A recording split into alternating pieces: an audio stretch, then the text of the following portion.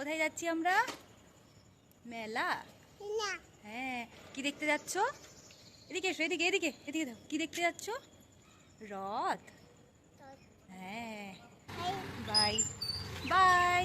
আমরা এখন রথ দেখতে যাচ্ছি। পেটু যাচ্ছে, পাপা যাচ্ছে, মাম্মাম যাচ্ছে।